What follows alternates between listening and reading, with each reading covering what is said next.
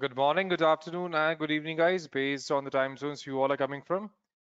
So, guys, before we start with the session, can you all please give me a quick information if you all can see my screen and hear me loud and clear as well? Great. Thank you for confirming. My name is Neeraj, and I've been working in this IT industry for more than 13 years now. So before we get started, let me quickly introduce our Edureka Masterclass community with you all. So this community of masterclasses was started back in 2019, and since then we have been closing into almost 32,000 members so far. So in these webinars, in this community, we have been conducting multiple webinars and live events on different topics, including blockchain, IoT, artificial intelligence, machine learning on multiple front-end and back-end development frameworks, including PMP and ITIL. So the best part about these webinars are they are absolutely free of cost, and there are no charges involved here. And these webinars are a really great platform for anyone who is looking to get into this industry vertical for improving their knowledge on those specific tools. So to be a part of this group, go ahead and click on join this group, and you can also share this with your friends and family members. So today we are going to focus mainly on the data security and protection. So we are going to first of all discuss on what exactly cybersecurity is and cyber attacks in past 10 years, the top 8 cyber attacks, data security and data protection, and ways to protect data. And then we are going to discuss on the top security tools, top remote security for risk for business as well. So again, we are going to discuss on these different parameters as we proceed further. So first of all, if we talk about cybersecurity itself, now again, cybersecurity is one of the integral components of any solution because we have to, as long as no, although we want the application to perform exactly the way we want, but again, at the same time, we also want the application to be secured as well, correct? So cybersecurity is what? So in terms of the definition, cybersecurity is the body of technologies, processes, and practices designed to protect networks, computers, programs, and data from attack, damage, or unauthorized access. All right. So the term cybersecurity refers to techniques and practices designed to protect digital data that is stored, transmitted, or used on an information system. And after all, that is what criminal wants. It's data, right? So the network, servers, and computers are just mechanisms to get the data. And effective cybersecurity reduces the risk of cyber attacks, and it simply protects the organizations and individuals from the unauthorized exploitation of systems, networks, and technologies. So robust cybersecurity implementation is roughly based around three key terms: people, processes, and technologies. So now the three-pronged approach that helps organizations defend themselves from both highly organized attacks and common internal threats such as accidental breaches and human errors as well.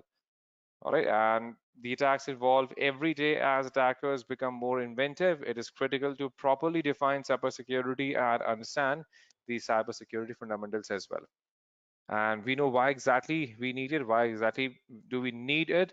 Because see, with each passing time year, the sheer volume of threats is increasing rapidly, right? And according to the report, again, so basically it costs the company somewhere around $400 billion, right? And cyber attacks can be extremely expensive for the businesses to endure. In addition to financial damage suffered by the businesses, a data breach can also inflict untold reputational damage as well, correct? And that's increasing the reputational cost. And cyber attacks these days are becoming progressively destructive. So cyber criminals are using more sophisticated ways to initiate cyber attacks. And regulations such as GDPR are forcing organizations into taking better care of personal data they hold. And because of these and the other reasons, cybersecurity has become an important part of the business, and focus now is on developing appropriate response plans that minimize the damage in the event of a cyber attack. But an organization or an individual can develop a proper response plan only when he has a good grip on cybersecurity fundamentals. All right, and again, there are multiple components here, like we have CIA tried as well that we can think of. All right, so that's why exactly we need to have a cybersecurity model defined. Now, where exactly the cyber attacks come from? So we know 48% of the malicious email attachments are office files, whereas 34% of data breaches involve the internal actors. That means again, they involve inside men. And then 94% of malware was delivered by mail, whereas 65% of groups use the spear phishing as the primary infection vector. Now, let's talk about the top cyber security attacks that we have. So now here we have different type of attacks that they are. First of all, if we have the malware, we have phishing, we have the password attacks, we have DDoS, which refers to denial of service, and then we have man in the middle, then we have drive-by download, malvertising, rogue software. So again, these all are different tools available out there for again different methods of the attacks as well. Especially again, and these are now again there are hundreds of other attacks, but again, these are the most popular ones, or you can say the most infamous ones. So let's discuss on these one by one. Now, first of all, we can start with simple malware. So again, here we have malware, which is basically used for making sure that again it simply rests in the system without getting detected. Phishing is simply creating a fictitious page. For example, the internet banking login page or any specific account login page that simply mimics the actual page, and then users can think, okay, that this is the genuine page, and they simply end up entering the entire credentials, which will be sent to the users. Then we have password attacks. Again, like we have brute force attacks, where the users are, with attackers, they simply try to guess the password by performing multiple permutations and combinations. And then we have DDoS. So DDoS refers to distributed denial of service. So which is basically now whenever the users, or we can say the attackers, whenever the attackers they are unable to get the access to any server, then they simply bombard the servers with additional requests. All right. And then we have man in the middle. So again, when the data is being no, we can say sent from one point to the other. So again, the attackers, they can simply get the access to the file, and they can simply manipulate the file in between, right? That is what we refer as man in the middle attack. So what exactly it does is simply ensures that a file, although the file may be encrypted, but the attackers, they may get the access to file in between, and they may simply compromise the security file if the file has not been secured by using a strong algorithm. That's how it works. And then we had drive-by download. So people just simply search for the free hacks or the free softwares again, and they end up downloading the viruses along with the free versions. And that is what is being compromised in terms of drive-by downloads. And then we have malvertising, where we get multiple phishing or we can say false ads being thrown to them. And then we have rogue softwares, which again, it is already full of bugs. So basically here, let's say we have all the cracks, all the cheats, again, they're already filled with multiple bugs, and that's why they simply take over the entire system, and that too with ease. So now we are going to discuss on data protection and data security. So under data protection, now data protection is known as data privacy. And data protection is the process of protecting data from loss, corruption, or from any specific attack. Whereas if we talk about data security, so data security is to ensure privacy. And data security means protecting data from unauthorized modification, access, and or distribution as well. Now there are different ways to protect the data while working remotely. So we know that now in terms of the protection here, we have to first of all ensure that our system should have a good antivirus or anti-malware and firewall structured. And then we should have a secure internet connection. That means again where the possibility of any unauthorized sources getting the access is going to be less. And then we have that now we should also enable the two-factor authentication. Now authentication is basically of two different types. We have two-factor authentication, and then we have multi-factor authentication. So in under two-factor authentication, if someone knows our email address and password, then they can simply get the access directly. But again, that is not secured. Like whereas in multi-factor authentication, even if someone has the access to the password or the username, still they cannot access the user account without having the access to a security device or security key. And that is how we secure the critical accounts and data sets. And then we have use password managers to ensure all the passwords are safe and again centrally managed. And then we have the encryption software so to ensure that whatever data we are going to store here, they should be highly encrypted. And then we have to establish a cybersecurity policy, a single policy that should be applicable to all the to all the resources being deployed. All right. So that's why there are multiple ways of protecting the data while working remotely as part of the secure network. And then there are multiple data security tools available here that we can make use of. So now we have different tools for different use cases. For example, now we have different tools for data loss protection. We have different tools for network access control as well. So first of all, here we have data loss protection tool, which is used to protect sensitive data of an organization from transmitting. So DLP tool is important as it is used to identify the threats and alerts the employees about sensitive data and how to block the transmission of those sensitive data. So again, it is going to ensure that no transmission, that means no copy or moving the files is going to be allowed. Then we have the tools such as the network access control. Now, network access control is not exactly a tool here. It is more like a complete, we can say, firewall policy that we can find. For example, when we set up our network in any of the cloud platforms, for example, if we talk about AWS, there in AWS for each and every VPC, we also structure the NACL. NACL as in network access control list. That means which inbound rule is going to be allowed and which outbound rule is going to be denied. And that is something that is going to be applicable for all the subnets in that particular VPC, in that particular region, right? So again, NACL also ensure the security patches, antivirus softwares, and other controls on all devices are used within the organization based on the parameters, based on the rules that we are going to define. And then we have the intrusion prevention system that we refer as IPS. So IPS is basically an advanced technology which is deployed behind the organization's firewall to identify the traffic flows and to simply mitigate the threats by automatic action. And then we have other tools like we have the endpoint protection. So endpoint protection allows us to protect the endpoint against any kind of malware, virus, worms, and malicious activities. So basically, they are designed to detect, log, and analyze attacks that are given in the we can say that in the progress. First of all, we have tools like we have Blue Vector. So here we have a tool called as Blue Vector, which is basically used against any kind of, we can say, possible attacks here. So basically, it allows us to have an advanced detection and response system enabled.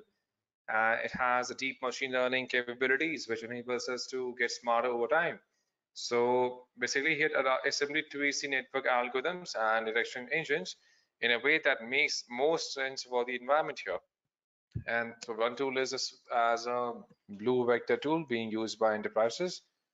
Then we have another tool called as break data. So these days, most basic cybersecurity defenses for any medium to large enterprises will include an intrusion prevention system. Even by itself, a well-tuned IPS or we can say IDS system that is constantly monitored by security teams will simply catch itself. Okay, or we can say it is simply going to catch the most network problems and security breaches. So where we can use it for advanced IPS, IDS protections, for the again for launching the threat hunts, and for making sure that any kind of network anomalies are being resolved as a part of break data, now known as data breaks. Now then we have the alert logic.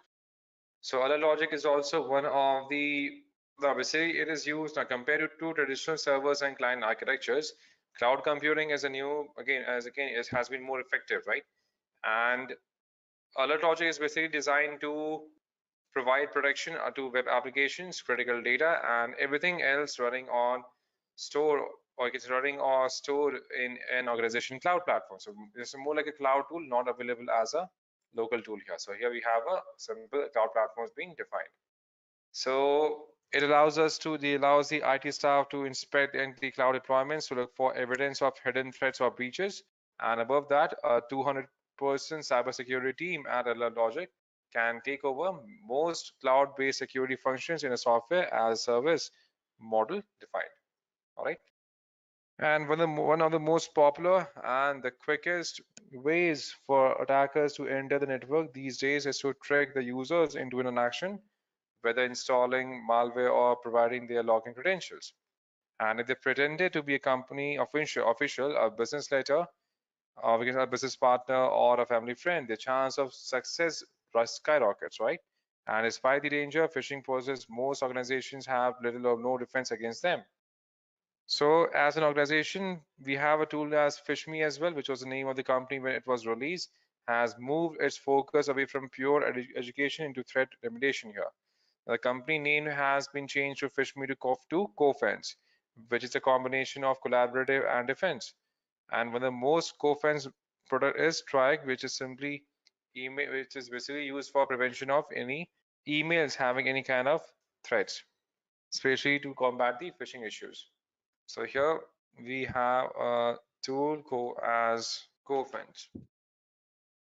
All right, so next we also have something called as Digital Guardian as well.